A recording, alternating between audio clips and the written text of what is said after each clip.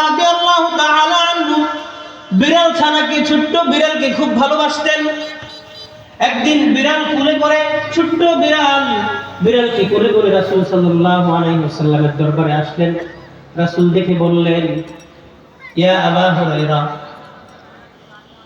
হুরায়রা মানে হলো বিড়াল, ছোট বিড়াল ছানা। হেররাদুল মানে হলো ছোট্ট বিড়াল ছানাকে হুরায়রা বলে। তখন রাসূল বলেন, এই বিড়ালের পিতা।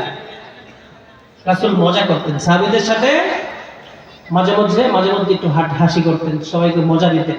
আমরা এটা করি না, এগুলো হলো হালাল বিনোদন। এগুলো কি হালাল বিনোদন।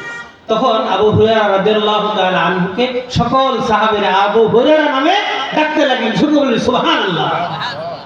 তখন থেকে ওনার নাম হয়ে গেল আবু হুরায়রা।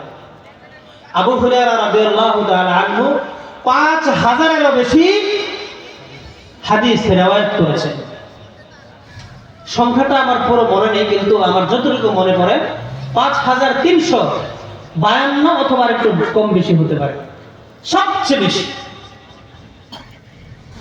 আসহাবে সুফফায় বসে থাকতেন, খাবার থাকতো না, একবার খেতেন আর একবার খেতেন। তখন তো খাবারই ছিল না।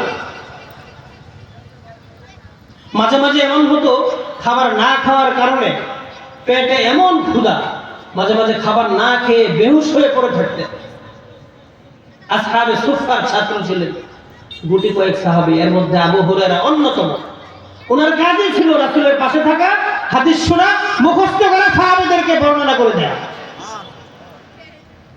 সে আবু হুরায়রা রাদিয়াল্লাহু তাআলা আনহু এই হাদিসটি বর্ণনা করেছেন। হাদিসের 7 শ্রেণীর কথা বলছিলাম। 7 শ্রেণীর প্রথম শ্রেণী হলো ইমামুন আদিলুন, ন্যায়পরায়ণ বাদশা। একজন ন্যায়পরায়ণ বাদশা যখন খুব ন্যায়ভাবে একনিষ্ঠতার সাথে আল্লাহকে হাজির নাজির জেনে, আল্লাহকে ভয় করে, কোরআন হাদিস সামনে রেখে দেশ পরিচালনা করেন, এলাকা পরিচালনা করেন, পরিবার পরিচালনা করেন, সমাজ পরিচালনা করেন, রাষ্ট্র পরিচালনা করেন, এমন ইমামুন আদিলুন যিনি থাকবেন, আল্লাহ রাব্বুল আলামিন কিয়ামতের বিভীষিকাময় ময়দানে তাকে আরশে আজিমের ছায়া দান করবে।